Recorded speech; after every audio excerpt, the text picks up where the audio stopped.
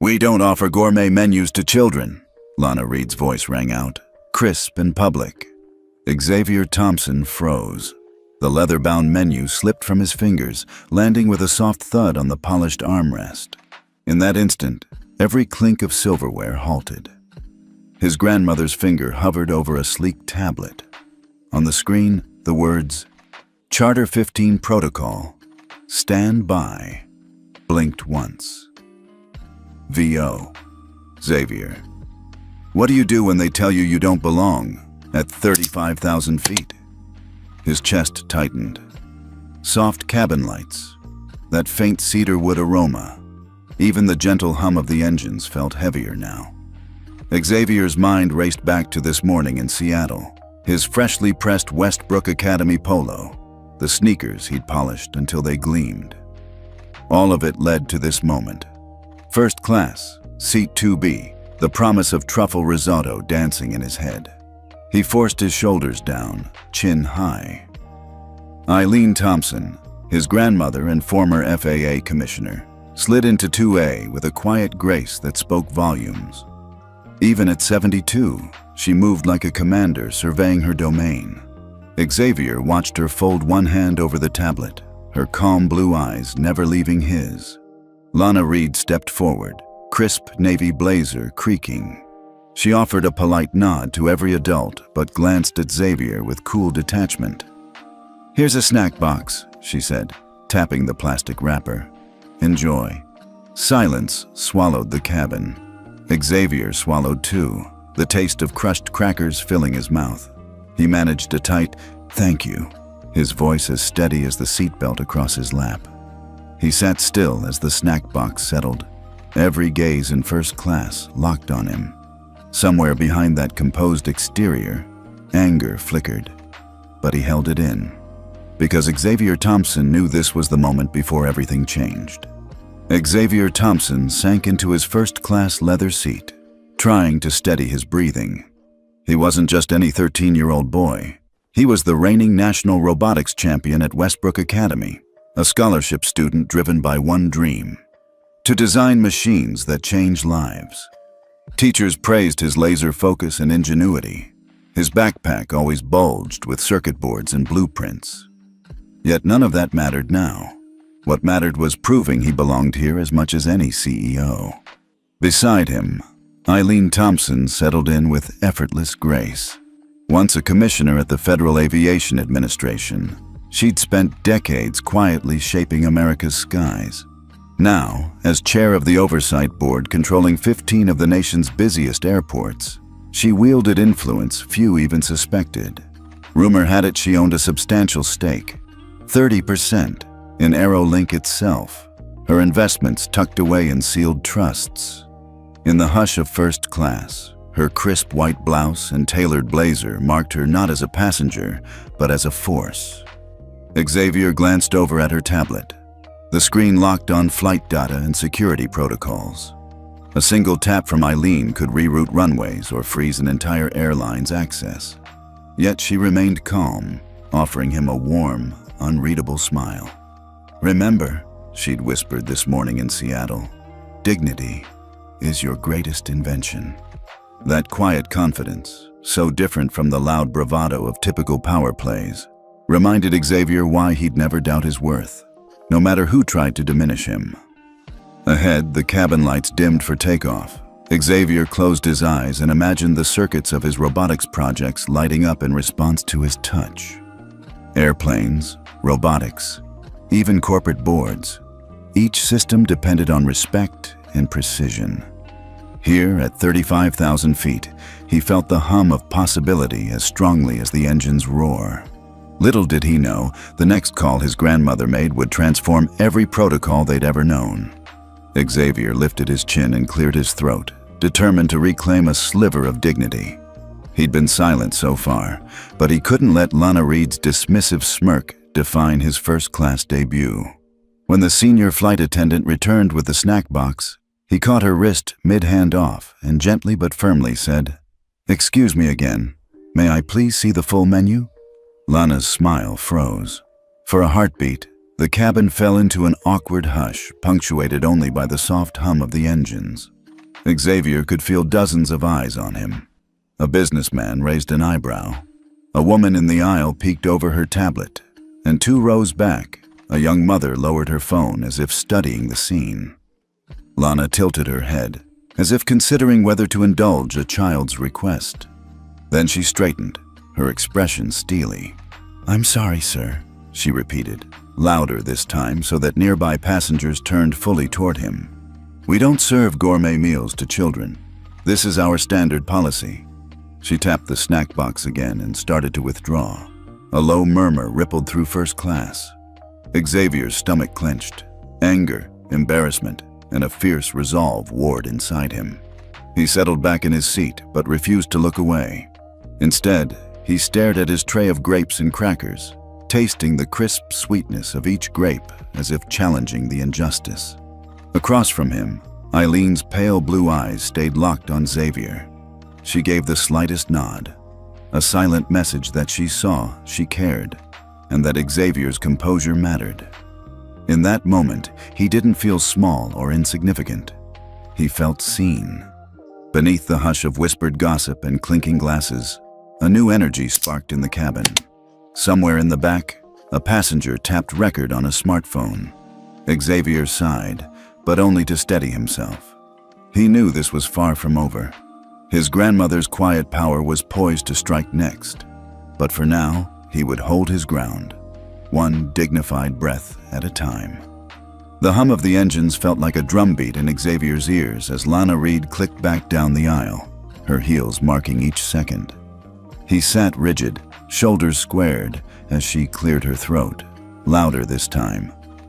"Sir, our policy stands. First-class meals are for adults only." She slid a laminated policy card across his tray. "We have snack boxes for children. Please enjoy." Her tone was polite, but victory gleamed in her eyes. Around them, passengers shifted uncomfortably. Some smirked. A few exchanged quick whispers. A businessman 2 rows up shook his head, and a young woman tapped her phone screen. Audience, have you ever felt dismissed like Xavier? Drop a yes or no in the comments.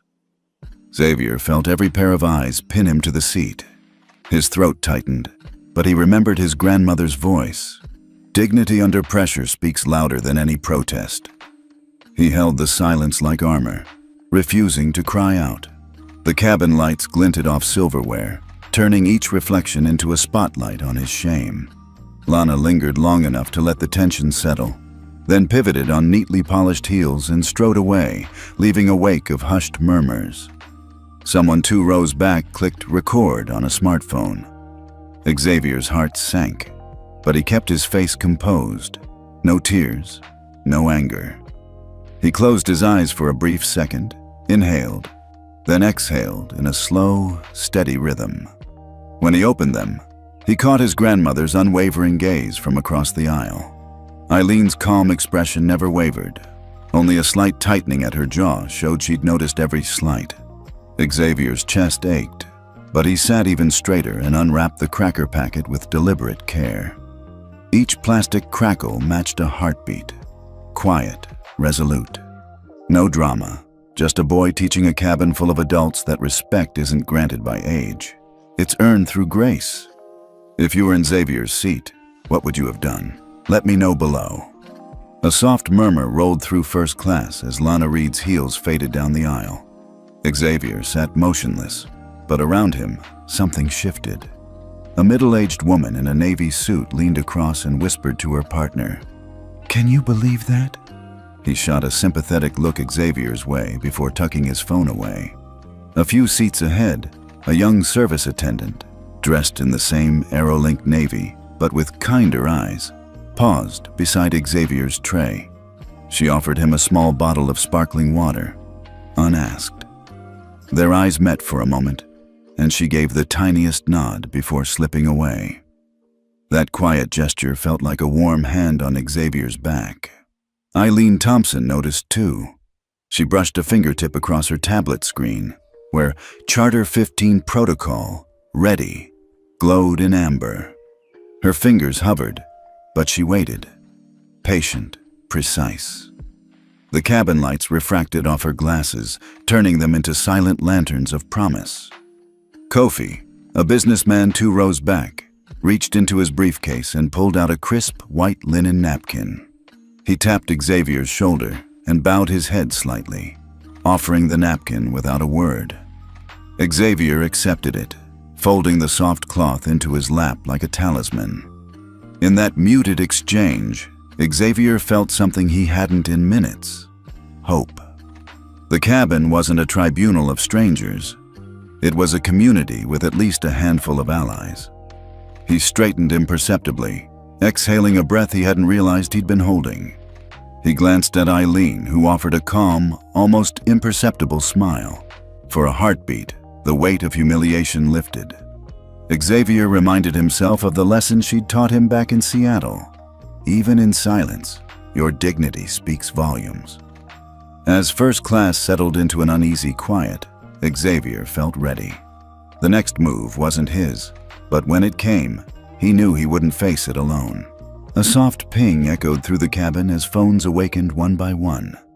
Xavier's gaze drifted to the passenger beside him, a college student scrolling furiously, eyes widening. "It's everywhere," she murmured, tapping her screen. On her phone, a 12-second clip of Lana Reed's dismissal looped with the hashtag "had served with respect" blazing in red. Within seconds, another alert. "Liberty Skyboy, denied first-class meal goes viral." The cabin's low hum shifted to a chorus of notifications, texts, tweets, news flashes. A businessman 2 rows up leaned forward, screen aglow, murmuring, "That's him. The kid?" Xavier felt his heart pound, but he held himself steady, tracing the edge of his cracker packet. Across the aisle, Eileen's tablet lit up. Lines of code and real-time analytics scrolled by, views climbing into the millions, sentiment overwhelmingly supportive. Her fingers paused over the "Activate" button, eyes locked on the momentum building. Back in the cabin, a young mother tapped her phone and whispered into it, "He didn't deserve that." A flight attendant, one of Lana's junior crew, peeked around the curtain, concern flitting across her features before she masked it with professional calm. Xavier's chest swelled with a complicated mix of nerves and relief. He wasn't alone anymore. Strangers, people he'd never met, were championing his dignity. Even Lana's triumphant smirk had vanished, replaced by uneasy glances at her colleagues' screens. Overhead lights remained soft, but the energy crackled. Conversations flared quietly. Shouldn't they train her better? I can't believe an incident this small could blow up like this. Xavier closed his eyes briefly, inhaling deeply. He pictured his grandmother's calm silhouette at the aisle's edge, poised and unflinching. Word was racing ahead of the plane now across social feeds and news tickers. The seed of the real twist had been planted. This wouldn't end with a snack box. Something far bigger was coming, and Xavier knew the world was about to watch his grandmother's next move.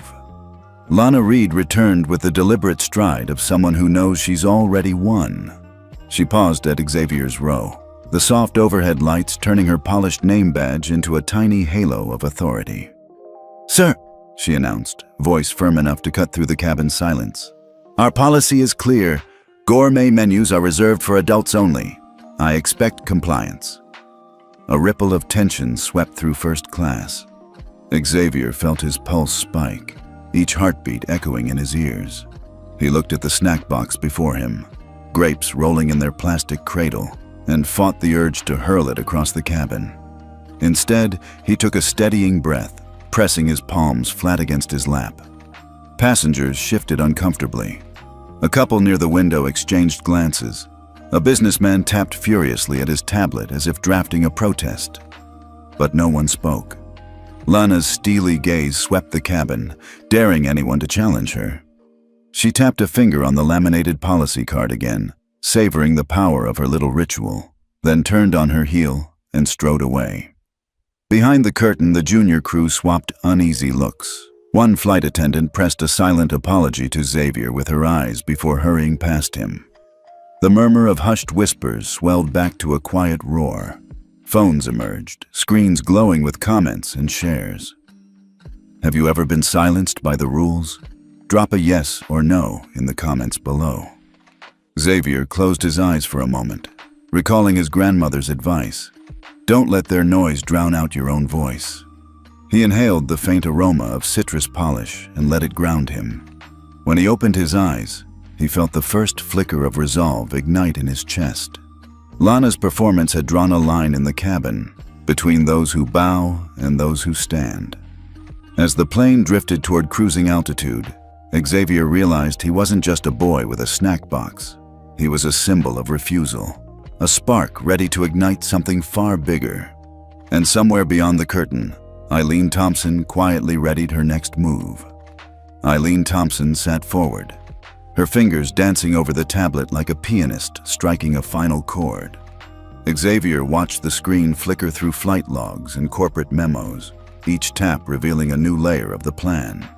At the top, bold letters glowed, "Poison pill activation pending."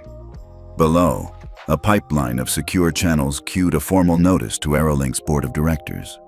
Across the aisle, cabin lights dimmed for beverage service, but Eileen's screen remained bright. Xavier felt a rush of anticipation. This was no impulsive reaction. It was a meticulously crafted strike, decades in the making. She scrolled to a second tab labeled Emergency Civil Rights Mandate, then paused, eyes narrowing. With a single tap, she dispatched it to the Department of Transportation and Department of Justice. Xavier's heart caught. He remembered her briefing that morning. Once that mandate hits, Aerolink's operating certificate would be frozen. No takeoffs, no landings, no appeals. He glanced at her calm profile in the glow of the screen. Even now, she exuded confidence, the steady force behind every late-night hearing and behind closed-doors negotiation he'd heard whispered about in aviation circles. A hush fell over first class as laptops and phones buzzed anew. Travelers leaned in, eyes drifting to Eileen's screen. One passenger, a journalist headed to Miami, murmured into her recorder, "Something big is happening." Xavier straightened.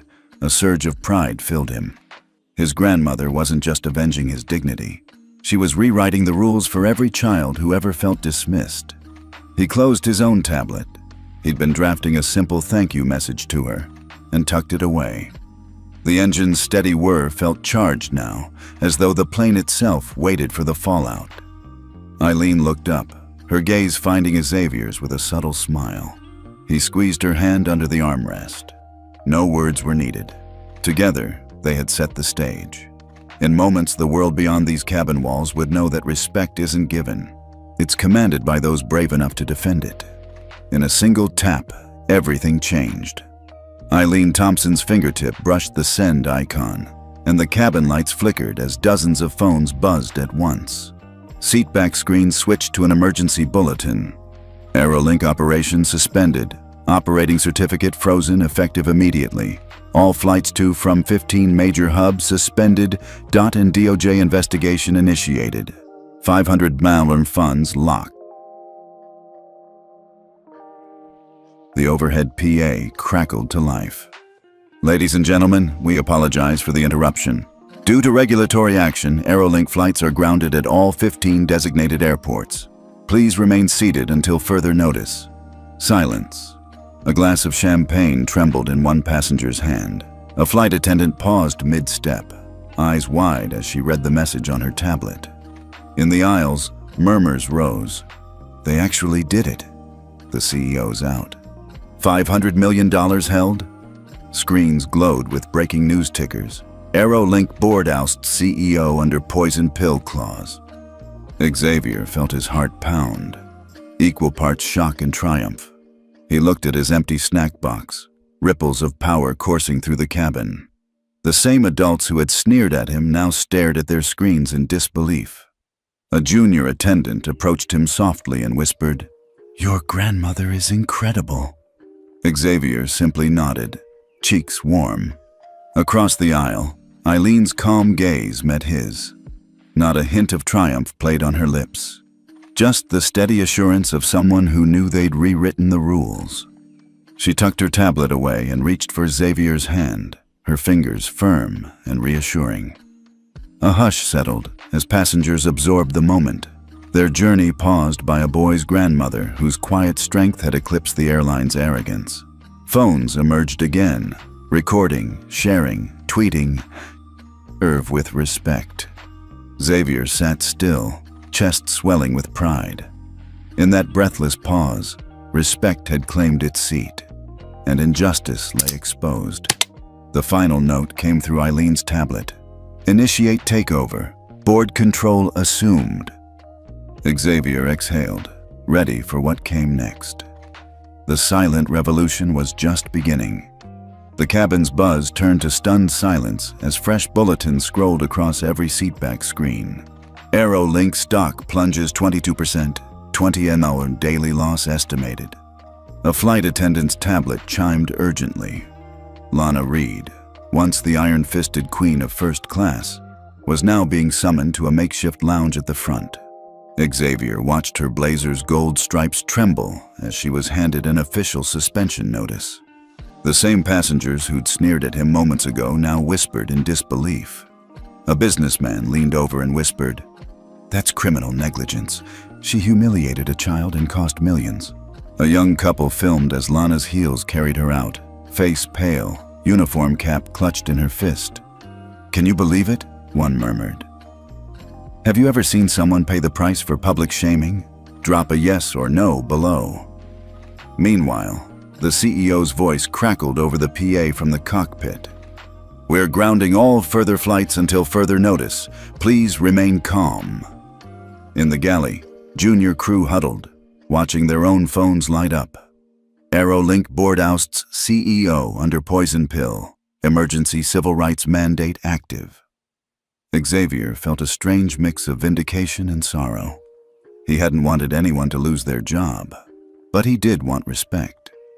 Glancing at his empty snack box, he squeezed Eileen's hand. She offered a small, knowing smile. Down below, cabin crew announced water and blankets, until we receive updated clearance. It felt surreal. A routine flight turned into a front-row seat for corporate collapse. Screens flickered with live coverage, anchors dissecting every misstep, analysts forecasting a long road to recovery. In that moment, Xavier realized this was bigger than him. It was a reckoning for anyone who ever said, "You don't belong." If you believe respect should have no age limit, hit the like button and share your story in the comments. Within hours of the mid-air suspension, screens nationwide glowed with the headline, "Aerolink, grounded by civil rights mandate." On CNN, anchors replayed the 15-second clip of Lana Reed's refusal on an endless loop. MSNBC ran panels dissecting the silent rebellion, led by a 13-year-old and his grandmother.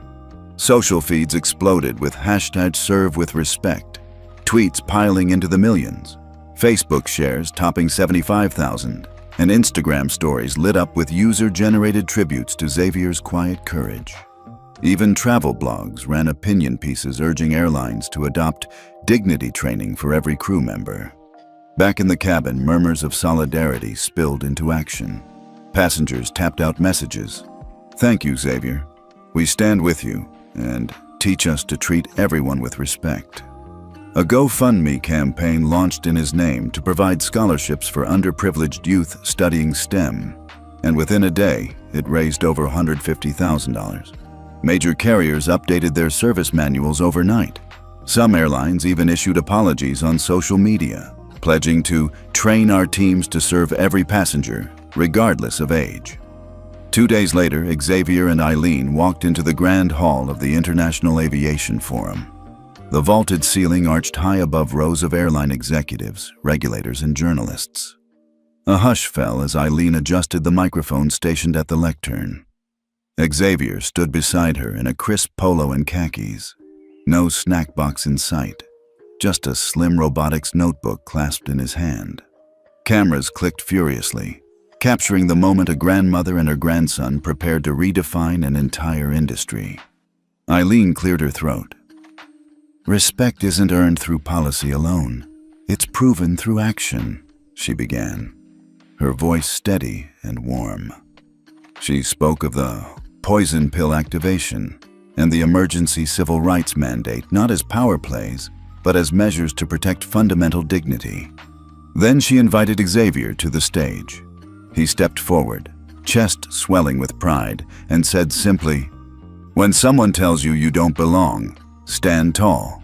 Your quiet strength can move mountains." His words echoed in the polished hall, drawing a standing ovation that carried into the corridors beyond.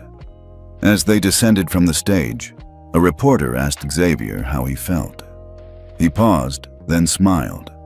"I felt seen.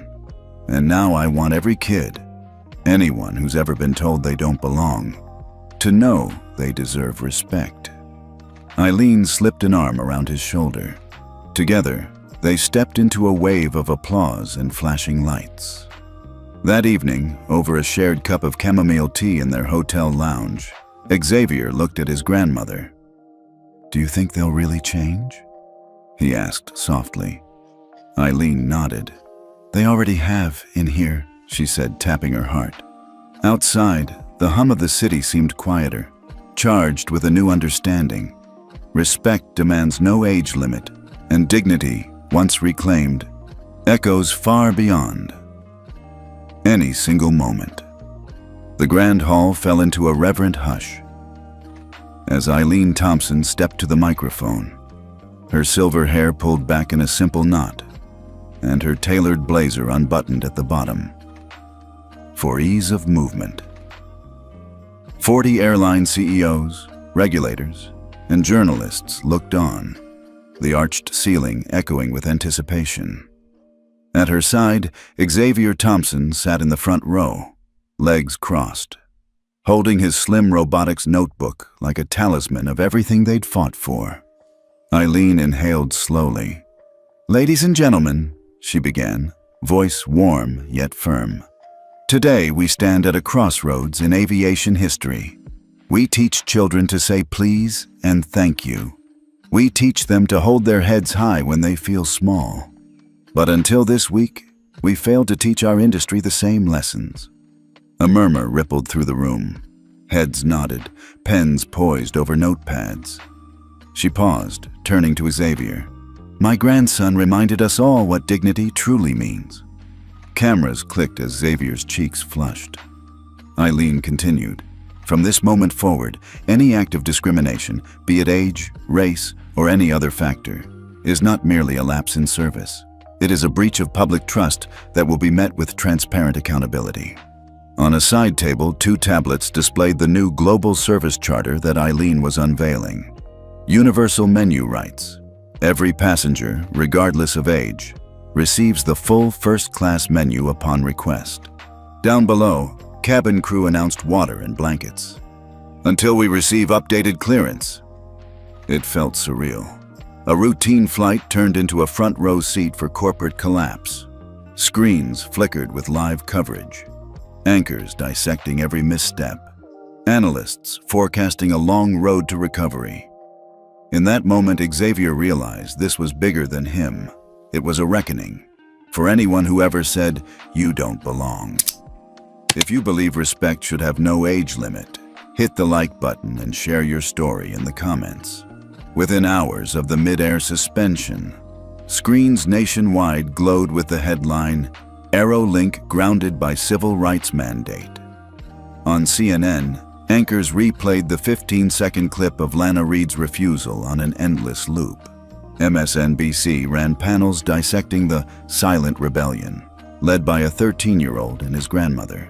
Social feeds exploded with #serve with respect, tweets piling into the millions, Facebook shares topping 75,000, and Instagram stories lit up with user-generated tributes to Xavier's quiet courage. Even travel blogs ran opinion pieces urging airlines to adopt dignity training for every crew member. Back in the cabin, murmurs of solidarity spilled into action. Passengers tapped out messages. "Thank you, Xavier. We stand with you." And "Teach us to treat everyone with respect." A GoFundMe campaign launched in his name to provide scholarships for underprivileged youth studying STEM, and within a day, it raised over $150,000.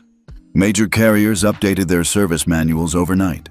Some airlines even issued apologies on social media, pledging to train our teams to serve every passenger, regardless of age.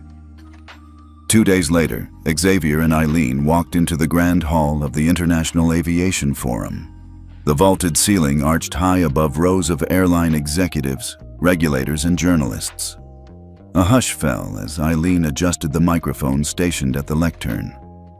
Xavier stood beside her in a crisp polo and khakis. No snack box in sight, just a slim robotics notebook clasped in his hand.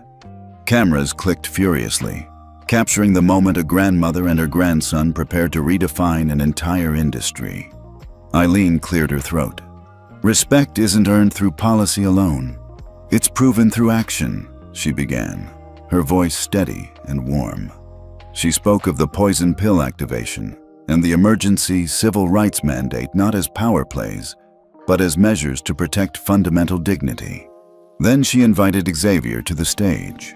He stepped forward, chest swelling with pride, and said simply, "When someone tells you you don't belong, stand tall. Your quiet strength can move mountains." His words echoed in the polished hall, drawing a standing ovation that carried into the corridors beyond. As they descended from the stage, a reporter asked Xavier how he felt. He paused, then smiled. "I felt seen. And now I want every kid, anyone who's ever been told they don't belong, to know they deserve respect." Eileen slipped an arm around his shoulder. Together, they stepped into a wave of applause and flashing lights. That evening, over a shared cup of chamomile tea in their hotel lounge, Xavier looked at his grandmother. "Do you think they'll really change?" he asked softly. Eileen nodded. "They already have, in here," she said, tapping her heart. Outside, the hum of the city seemed quieter, charged with a new understanding. Respect demands no age limit, and dignity, once reclaimed, echoes far beyond any single moment. The grand hall fell into a reverent hush as Eileen Thompson stepped to the microphone. Her silver hair pulled back in a simple knot, and her tailored blazer unbuttoned at the bottom for ease of movement. 40 airline CEOs, regulators, and journalists looked on, the arched ceiling echoing with anticipation. At her side, Xavier Thompson sat in the front row, legs crossed, holding his slim robotics notebook like a talisman of everything they'd fought for. Eileen inhaled slowly. "Ladies and gentlemen," she began, voice warm yet firm. "Today we stand at a crossroads in aviation history. We teach children to say please and thank you. We teach them to hold their heads high when they feel small. But until this week, we failed to teach our industry the same lessons." A murmur rippled through the room. Heads nodded, pens poised over notepads. She paused, turning to Xavier. "My grandson reminded us all what dignity truly means." Cameras clicked as Xavier's cheeks flushed. Eileen continued, "From this moment forward, any act of discrimination, be it age, race, or any other factor, is not merely a lapse in service. It is a breach of public trust that will be met with transparent accountability." On a side table, 2 tablets displayed the new Global Service Charter that Eileen was unveiling, universal menu rights. Every passenger, regardless of age, receives the full first-class menu upon request. Immediate incident review. Any complaint tagged with #serve with. Respect triggers a 24-hour review by an independent oversight panel. Mandatory dignity training. All crew undergo quarterly sessions on empathy and unconscious bias, led by civil rights experts. She clicked a remote. The screens behind her lit up with the charter's logo, a stylized wing cradling a heart, while the hall erupted in soft applause. "This charter isn't aspirational," she said. "It is binding. Signatories commit in writing to uphold respect as a fundamental right." What rule would you add to the Global Service Charter? Let me know in the comments below. Xavier leaned forward, heart swelling. He remembered the taste of those meager crackers and the sting of Lana Reed's dismissal. Now, the very industry that had nearly broken him was pledging to do better. A tear teased the corner of his eye. but he blinked it away. He was no longer just a boy with a snack box. He was a symbol of change. Eileen wrapped up her speech. Respect is not a privilege reserved for the few. It is the bedrock of service. When you board a plane, you deserve to know you belong. She stepped back, offering Xavier a small nod that said more than words. He rose too, and the standing ovation that followed thundered like a jet taking flight. If you're inspired by Xavier's courage, tap the like button and share this story with someone who needs a reminder that they belong. Later, in a quiet foyer, reporters gathered around Xavier. "How does it feel to be a catalyst for this change?" one asked. He smiled, cheeks still warm. "I feel grateful. Grateful that people saw me, and that they're choosing to see others too." He paused, glancing at his grandmother. "If I could say one thing to every viewer out there, it would be, stand tall and demand the respect you deserve." As Xavier and Eileen made their way to the exit, a hall monitor handed them a letter. 101 carriers had already signed the Global Service Charter, including every major airline in North America and Europe. Xavier's eyes lit up. He tucked the letter into his notebook like a prized blueprint. Tell us, what was the proudest moment you've ever experienced under pressure? Drop your story below. Let's inspire each other. Back home that evening, Xavier opened a video camera on his desk. He spoke softly but clearly. "Hey everyone, I'm Xavier Thompson. This story started with a simple question. Do I belong?" It ended with a promise that no one will ever have to ask again. He looked straight into the lens. If you believe respect isn't tied to age or background, hit like, share your story in the comments, and subscribe for more stories of quiet courage. Together, we can make every cabin and every community a place where everyone belongs.